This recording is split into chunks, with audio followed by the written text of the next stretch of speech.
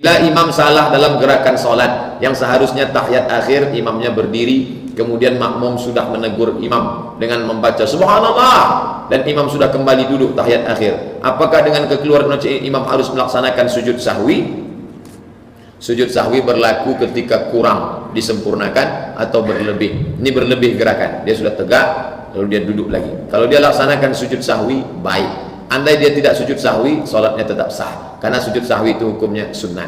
Pernahkah Nabi keliru? Pernah. Buka kitab Al-Lu'lu' wal Marjan fiman tafaqa alaihi syaitan. Nabi sholat zuhur 2 rakaat. 2 rakaat zuhur. Assalamualaikum warahmatullahi, assalamualaikum warahmatullahi. Kata sahabat, ya Rasulullah, apakah ada wahyu turun? Tidak. Kenapa zuhur 2 rakaat? 2 tadi ya? Iya. Nabi tambah 2 lagi. Setelah 2 rakaat dia sujud sahwi. Kalau ingatnya sebelum salam, sujud sahwi sebelum salam 2 kali. Allahu akbar, Allahu akbar, Allahu akbar, Allahu akbar. Bacaannya mazhab Syafi'i, subhana man la yanamu wa la yashu, maha suci Allah yang tak tidur dan tak lupa. Tapi mazhab yang lain bacaannya sama, subhana rabbiyal a'la wa bihamdi, 2 kali. Allahu akbar, Allahu akbar, Allahu akbar, Allahu akbar. Assalamualaikum warahmatullahi, assalamualaikum warahmatullahi. Kalau imam sujud, makmum ikut sujud. Yang salah kan dia, Pak Ustaz. Kenapa saya ikut? Begitulah resikonya kalau ikut imam salah. Tentang masalah sujud sahwi. Sujud itu berapa? 3. Sujud syukur dapat nikmat, sujud sahwi ketika terlupa menambah atau mengurangi, yang ketiga sujud tilawah. Nama ayatnya sajadah, nama sujudnya tilawah. Jangan terbalik. Tadi dari mana? Masjid ada sujud sajadah tadi. Ayatnya sajadah. Ada 2 jenis sujud sahwi sebagai tambahan, dan 2 jenis ini diriwayatkan langsung oleh 2 orang sahabat berbeda. Maka 3 kondisi ini, baik kemudian kurang dari gerakan atau keadaan salat, lebih dari yang semestinya, atau bahkan sebelum berakhir sudah salam, itu bisa dilakukan satu amalan yang disebut dengan amalan sujud. Sujudnya adalah sujud khusus bagi yang merasakan lupa atau ada situasi lalai dalam salatnya. Lupa yang mengakibatkan lalai dalam gerakan dan terkait dengannya, dalam bahasa Al-Quran disebut dengan sahwun namanya. Sahwun. Maka dari sini muncul istilah sujud sahwi. Jelas ya? Baik, ada 2 jenis sujud sahwi sebagai tambahan. Dan 2 jenis ini diriwayatkan langsung oleh 2 orang sahabat berbeda. Jadi sebagai informasi untuk kita, pertama, ada dari sahabat Abdullah bin Buhaina.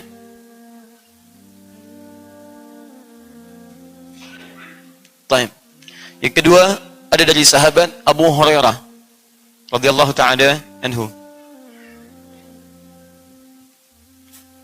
Dua-duanya tercantum dalam Sahih Al-Bukhari. Satu nomor hadis 1224, satu nomor hadis 1229. Dua-duanya sahih. Juga yang ini ada di hadis Muslim, nomor hadis 570. Yang ini mengajarkan sebelum salam, yang ini menunjukkan setelah salam. Jadi sujud sahwi bisa dilakukan misalnya sebelum salam, bisa dilakukan kemudian setelah salam. Ini poinnya. Paham ya? Sampai di sini bisa dimengerti? Nah, kapan kemudian rincian sebelum salam dan setelah salam? Itu ada beberapa turunan, ada beberapa kondisi.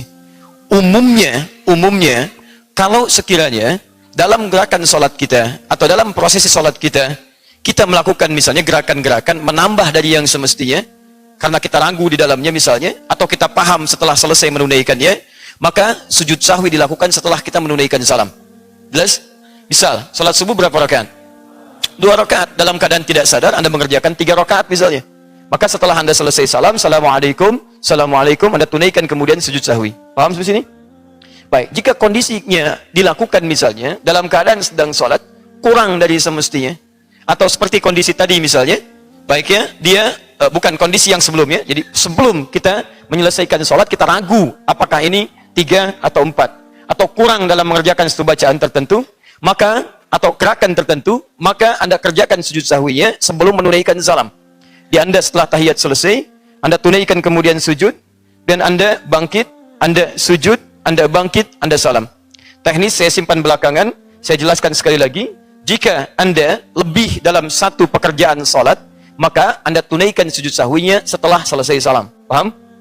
Baik, yang kedua, jika Anda tunaikan kemudian salat, saat dalam pekerjaan itu merasa kurang sebelum Anda kemudian selesaikan, atau tidak melebihi batasan yang telah ditetapkan, maghrib 3, Anda rasakan 2 misalnya, Anda sempurnakan kemudian, maka sebelum salam Anda tunaikan sujud sahwi. Paham sampai sini? Baik, yang ketiga, jika kondisinya adalah seperti kejadian barusan. Kejadian barusan, jadi belum sampai kemudian rakaat sempurna, kemudian imam menunaikan salam. Lalu bangkit lagi sempurnakan rakaat yang ketiga, maka dalam kasus ini yang paling kuat pendapatnya sungguhnya setelah selesai kemudian menunaikan salat, salam kanan dan kiri baru kemudian menunaikan sujud sahwinya. Tapi dalam dua hal ini, pendapat yang paling kuat di antara para ulama dari detil yang tadi tidak banyak mempersoalkan mau dikerjakan sebelum salam silahkan, mau dikerjakan setelah salam silahkan. Jadi kalaupun Anda bingung misalnya dalam kondisi saat dalam keadaan sholat, Anda boleh memilih apakah Anda akan kerjakan sebelum salam atau Anda kerjakan setelah salam. Jelas sampai sini?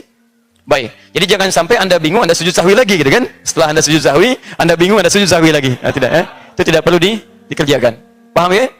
Jadi silahkan Anda kerjakan sebelum salam atau setelah salam. Detailnya nanti kita bisa turunkan seperti apa yang tadi kami jelaskan. Tapi poinnya adalah, ini barangkali pelajaran, sujud sahwi dikerjakan pada umumnya dengan dua kali. Jadi satu yang pertama dikerjakan, kemudian setelah itu dia bangkit, kemudian dia sujud lagi, dia bangkit lagi, langsung kemudian salam. Baik, apa bacaan yang disampaikan? Kita detilkan teknisnya. Misal, saya mau kerjakan sujud sahwi sebelum salam. Setelah selesai kemudian tahiyat, lalu kemudian kita bacakan sampai ujungnya dengan minta 4 perlindungan.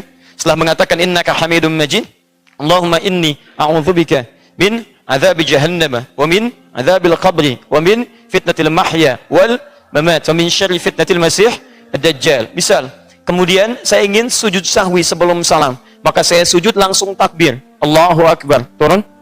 Imam An-Nawawi mengajarkan dalam kitab Rawdatul Talibin, misalnya beliau sampaikan di antara bacaannya adalah misal subhana man la yanamu wa la yashu. Bismillah. Subhana man la yanamu wa la yashu wa la yashu. Subhana man la yanamu wa la yashu. Ini bacaannya. Maha suci Allah, zat yang tidak pernah tidur juga tidak pernah lupa. Baik, kenapa ada dua kalimat ini? Karena kemungkinan orang-orang yang lupa dalam salatnya, baik dalam gerakan atau bacaan, hanya ada dua penyebab. Yang pertama adalah ngantuk, dari ngantuk itu kemudian tidak bisa konsentrasi dalam salatnya. Pernah kejadian Anda salat subuh kemudian tidak konsen? Baik ya, subuh sebetulnya 2 rakaat, tiba-tiba jadi 3 gitu kan? Baik, atau dalam keadaan salat malam, ada rasa kantuk masih terasa, dan itu mempengaruhi keadaan salatnya. Yashu, ya lalai yang disebabkan bukan karena kantuk, macam-macam, karena banyaknya fikiran, karena ada sesuatu yang mengejutkan, karena bacaan-bacaan yang kemudian menghadirkan gambaran tertentu dalam praktek sholat, disebut dengan sahwun namanya. Ya. Yang ini yang dibacakan oleh Anda, begitu Anda kemudian turun pertama, Allahu Akbar, langsung Anda katakan subhana man la yanamu wa la yashu. Anda bangkit lagi, Allahu Akbar, duduk, langsung kemudian Anda sujud lagi, Anda katakan lagi, diulang doa yang serupa, Anda bangkit lagi, setelah bangkit, langsung Anda kemudian salam. Tidak perlu mengulang bacaan tahiyat yang semula. Jelas ya? Baik. Ini baik dilakukan sebelum salam, ataupun dikerjakan setelah salam. Taib. Kalau kemudian Ustaz, saya kerjakan, dan saya tidak tahu kalau itu dilakukan dalam keadaan 2 kali misalnya, saya kerjakan 1 kali, karena ketidaktahuan yang saya sebabkan, maka bagaimana kemudian kondisinya? Orang-orang yang tidak mendapati pengetahuan, maka dia masuk dalam kategori orang-orang ma'dzur, ma'fu anhu, orang yang termaafkan karena ketidaktahuannya, dan dihukumi dia dengan kadar ketidaktahuannya, dan sah ditunaikan salatnya, dan dilengkapilah kemudian dengan menunaikan amalan-amalan salat sunnahnya. Paham sampai sini? Baik, semoga ini menjadi bekal bagi kita, kalau satu saat teralami peristiwa serupa, bacaannya sudah paham, gerakannya sudah paham, dan waktu kita mengerjakannya juga bisa dipahami. Baik, saya cek dulu ya, untuk memahamkan kesimpulan yang sempurna. Kalau terjadi orang lupa dalam keadaan sholatnya, lupanya misal menambah gerakan dari gerakan semestinya, maka kapan dia menunaikan sujud sahwi? Sebelum salam atau setelah salam? Baik, jika dia lupa dalam sholatnya, dalam kategori kurang mengerjakan gerakan bagian dari gerakan sholat, atau dia ragu-ragu apakah ini sudah sempurna jumlah rakaatnya, maka kapan dilakukan sujud sahwinya? Sebelum. Jika dia menyadari bahwa apa yang ia kerjakan dalam sholatnya, misalnya lebih daripada apa yang semestinya, seperti subuh 2 rakaat, tiba-tiba dia kerjakan 3 rakaat, kapan sujud sahwinya? Setelah. Baik, cukup bagus. Jika seseorang salam sebelum waktunya, Maka kapan dilakukan sujud sahwinya? Setelah. Ada yang mengatakan sebelum. Pendapat terkuat di sini setelah, tapi tidak mengapa dilakukan sebelum. Baik, di antara sebelum dan setelah, mana yang paling kuat? Baik, dua-duanya kuat. Dikerjakan sebelum ataupun setelah. Jika dalam kondisi Anda tidak tahu apakah sebelum atau setelah, Anda memilih yang mana yang dikerjakan? Bebas, mau sebelum, mau setelah, silakan. Ya setahu Anda saja silakan. Anda mau kerjakan sebelum benar, mau Anda kerjakan setelah juga benar. Paham sampai sini? Taib, jazakumullah khair. Apa yang harus kita lakukan apabila lupa Jumat, jumlah rakaat ketika sholat, dan bagaimana tata cara sujud sahwi? Tentu saja diambil yang lebih sedikit ya. Kalau misalnya sholat 4 rakaat lupa 4 atau 3 ya, diambil 3. Ini kemarin kalau ikut tabligh akbar terjawab nih. Riwayat Abdurrahman bin Auf itu kan. Bagaimana beliau waktu Umar bin Khattab dulu dengan Ibnu Abbas radhiyallahu anhu ajma'in bingung. Kata Umar kepada Ibnu Abbas, apakah kau tahu hadis Nabi SAW tentang orang kalau lupa rakaat salatnya? Kata Ibnu Abbas, tidak ya Amir Mukminin. Di zaman khilafahnya Umar. Lalu kata Ibnu Abbas, apakah anda punya informasi? Kata Umar, tidak ada. Lalu kata Ibnu Abbas, tiba-tiba Abdurrahman masuk kepada kami dan berkata, waktu kami tanya, beliau mengatakan, saya punya kabarnya. Kata Nabi SAW, kalau seseorang kalian sedang sholat, kemudian dia lupa 2 atau 1 kah dia sholat, dia pilih 1. Kalau dia ragu 3 kah atau 2, dia pilih 2. Kalau dia ragu 4 atau 3, dia pilih 3, gitu kan? Kemudian dia sebelum salam sujud sahwi 2 kali atau 2 kali sujud. Dan sesuai kita sebutkan, sujud sahwi boleh membaca bacaan-bacaan sujud, dan diantara duduknya tidak usah ya, baca apa-apa. Jadi begitu selesai tahiyat, sudah selesai, sebelum salam sujud, baca 2 sujud, kemudian duduk, nggak usah baca apa-apa, sujud, baca lagi bacaan sujud, kemudian duduk, lalu salam. Ini kalau kita mengingat kelalaian kita sebelum salam. Kalau misal antum sholat, udah salam nih, udah bubar, berdiri ke masjid, atau lagi duduk, kemudian buka HP, ternyata kayaknya tadi kurang 1 rakaat deh, tapi kita sudah selesai sholat nih, maka langsung berdiri, tambah rakaat yang kita lupain tuh, langsung saja Allahu Akbar, misalnya 1 rakaat kelupa, sholat 1 rakaat, sampai salam, gitu kan. Kemudian setelah salam baru sujud sahwi. Sujud sahwinya setelah salam, karena ingatnya setelah salam sholat awal.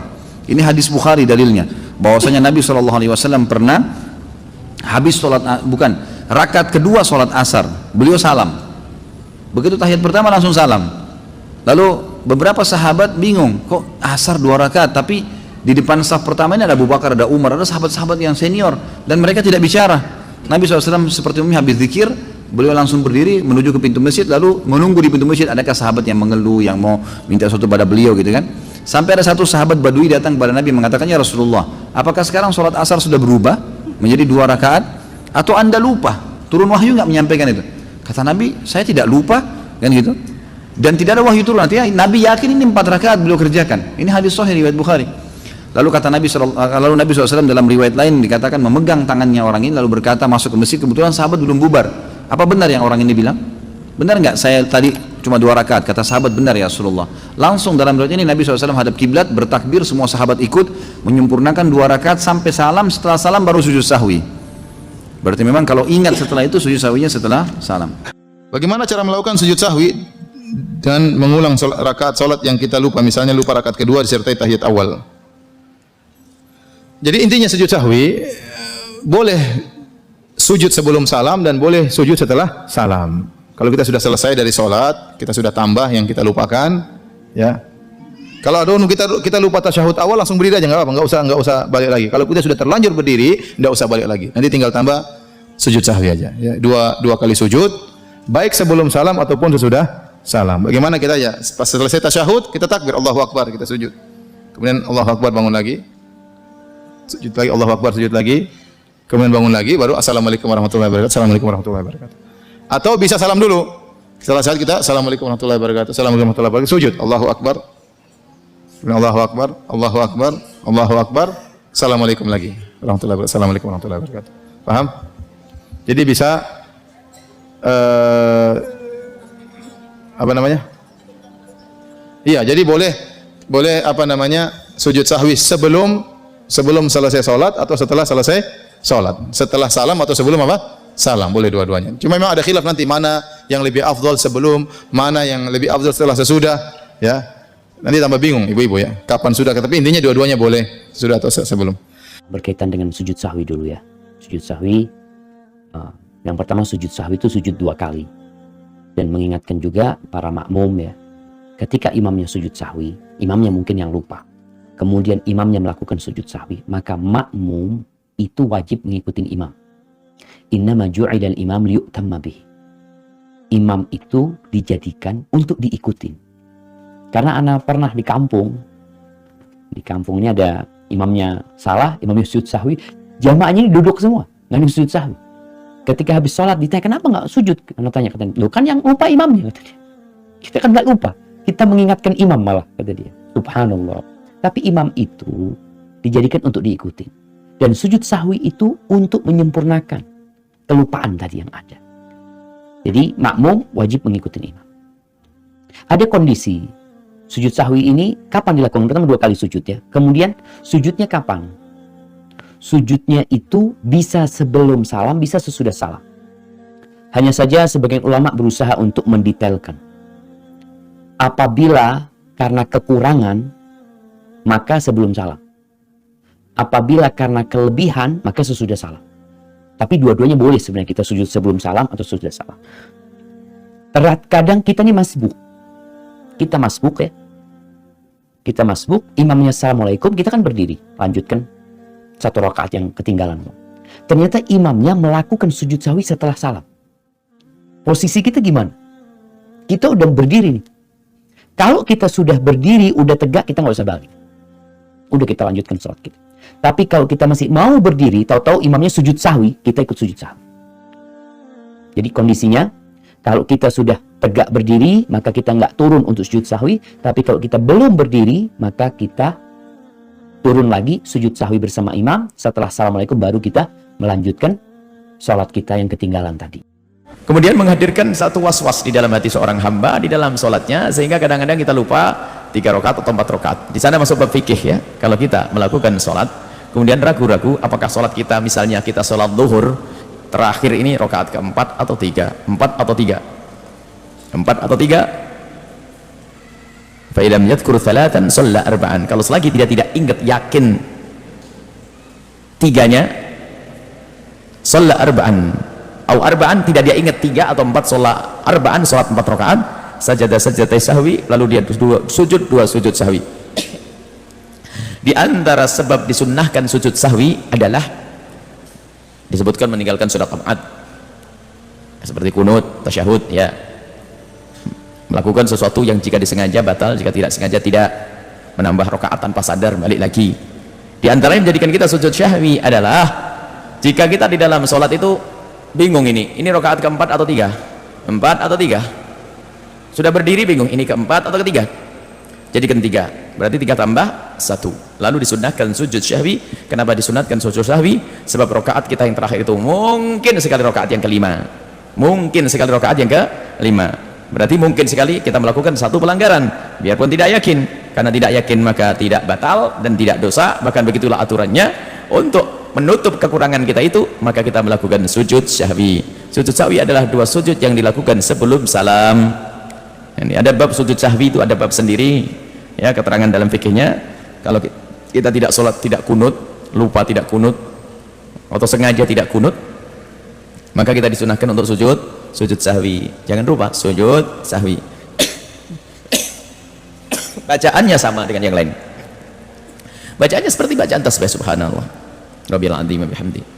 Ada sebagian subhanalladzi la yanamu wa la yashu. Itu adalah doa yang dibuat oleh para ulama.